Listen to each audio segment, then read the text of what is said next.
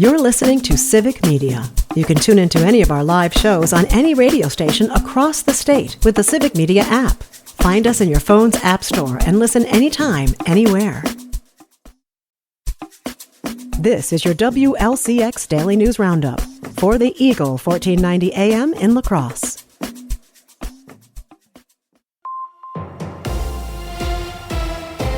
For 1490 WLCX, I'm Jimmy Kuska. A daycare provider in Trempealeau County has been charged with physically abusing a child, a felony. The 40-year-old woman accused of the crime ran an in-home daycare in Oliva. According to court documents, she was arrested after a 1-year-old child was flown to Mayo Clinic in Rochester with a brain bleed. Prosecutors said that 2 children in her care were reported by their parents for having unusual bruises. The woman is being held on a $200,000 cash bond and is due back in court on May 13th. Students and staff at Onalaska Middle School were evacuated yesterday after a gas line was hit near the school. According to school administrators, the line was hit during a construction project in the school's parking lot. The building was cleared out for a little under 2 hours while crews worked to fix the gas leak. No one was hurt. Students were taken to nearby parks to play, and because the school couldn't cook hot lunch, the school ordered pizza for everyone at no cost to student lunch accounts. The Enbridge Line 5 project will be fast-tracked and have public hearings this spring after receiving an emergency designation. Tribal leaders said the government was not acting in good faith. Environmental experts are concerned about oil leaks in the Great Lakes and impacts to wetlands in northern Wisconsin. The Trump administration is seeking to expand gas and oil capabilities in the U.S. Bernard Construction, whose owner donated $1 million to President Donald Trump's campaign, was selected to build the pipeline. A bill in the state legislature would restrict renewable energy projects in Wisconsin. With more, here's Civic Media's Brittany Merlot. The 2025 Wisconsin Energy Reform Act seeks to discourage energy companies from using good farmlands for renewable energy projects, and it outlines the specific rights of affected landowners. Under this legislation, energy companies would be required to provide written notice of their plans of each property owner within 1 mile of a proposed facility and give at least 45 days before seeking approvals from the Public Service Commission of Wisconsin. The bill would also give Wisconsin-based utilities first dibs on building new high-voltage lines. Republicans are proposing changes to Wisconsin's unemployment insurance law. With more, here's Civic Media's Joanne Krulotz. UI would be referred to as reemployment assistance. Waukesha Representative Scott Allen says it gives job seekers an extra push, calling it a compassionate bill designed to help people when they are at perhaps their lowest. The bill mandates creation of a division of reemployment assistance within the Department of Workforce Development and adds requirements for those seeking employment. It passed on a 4-2 committee vote Tuesday. Another bill being considered would ban tax dollars from being used by local governments for guaranteed income programs. A fourth candidate has announced to run for the chair of the Democratic Party of Wisconsin. Joe Sapecki, who teased his campaign following current chair Ben Wickler's announcement that he wasn't running again, said Democrats needed to build on the momentum of the past 6 years with Wickler. This is about more than who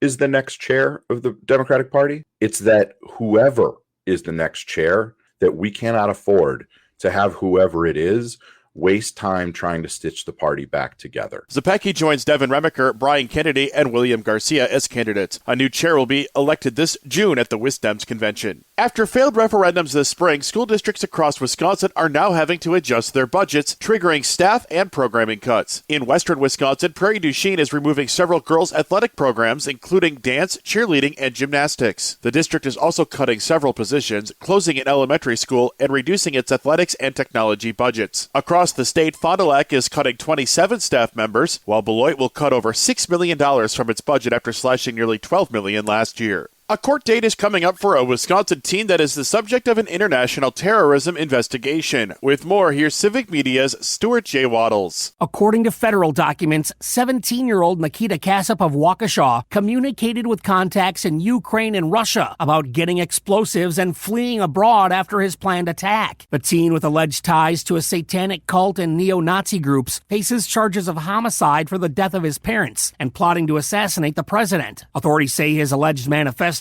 called Trump's removal key to collapsing the U.S. government. Federal charges have not yet been filed. Cloudy and warmer temperatures with highs approaching 70 degrees will give way to rain and thunderstorms this evening with a chance of scattered severe storms. Chances of rain carry over into tomorrow, where highs will stay right around 60 degrees. Temperatures stay right around what's normal for this time of year through early next week, with highs in the 50s or low 60s for most of the Coulee region. We'll have our next chance at rain showers Sunday night. We'll have more details in our Civic Media forecast. Download the free Civic Media app now at civicmedia.us/app. For 1490 WLCX, I'm Jimmy Kuska. Brewers beat the Tigers. Hi, I'm Mike Clemens with sports. Baseball, the Brewers with a 5-1 win over the Tigers. Milwaukee winning the series. Pat Murphy pleased with the performance from starting pitcher Jose Quintana. He's so under control. Guys want to play behind him. You know, he didn't have his best stuff today. Didn't have his best command today. Walked 3 in the first inning. Very efficient after that. Basketball, the Bucks head to Indianapolis tomorrow, where they'll face the Pacers in Game 1 of their playoff series Saturday at noon. Women's volleyball, the Badgers with a 3-0 win over Marquette in straight sets. Head coach Kelly Sheffield says it was a good turnout at the field house for the spring game. I thought we had a great crowd tonight. The number of people that were here, I remember our first year here where there'd be some matches that there'd be half as many as what there were tonight. That's what we're hoping to do is continue to get to the point where even our spring matches are filling the entire building, and then having the match covered on BTN. That's Badgers volleyball coach Kelly Sheffield. With sports, I'm Mike Clemens.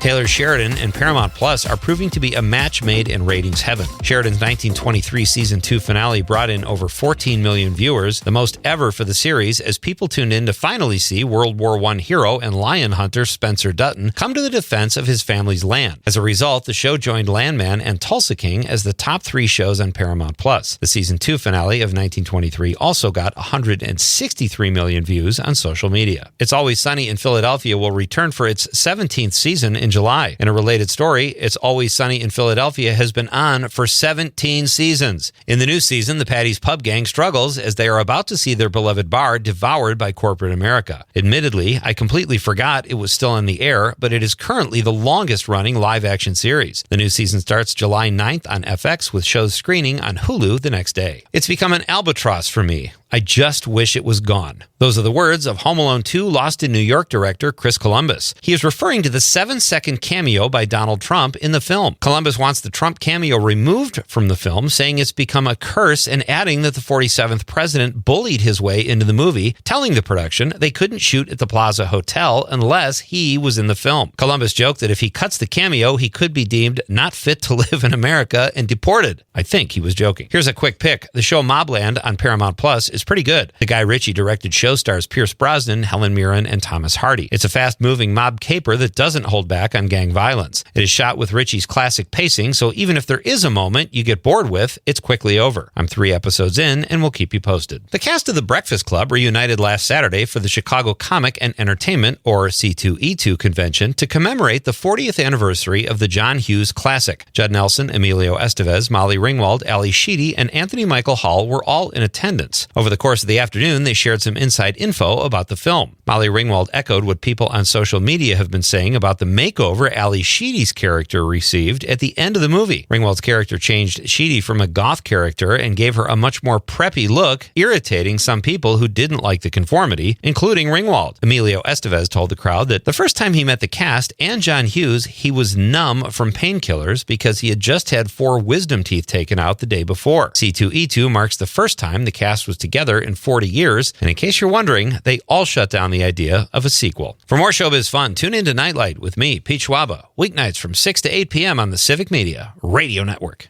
Partly to mostly cloudy today with a few scattered showers and thunder showers likely from later this morning into this afternoon. Mid-60s for a high. Tonight, showers, scattered thunder showers, low 50s. Tomorrow, scattered showers and thunderstorms with a high in the low to mid-60s.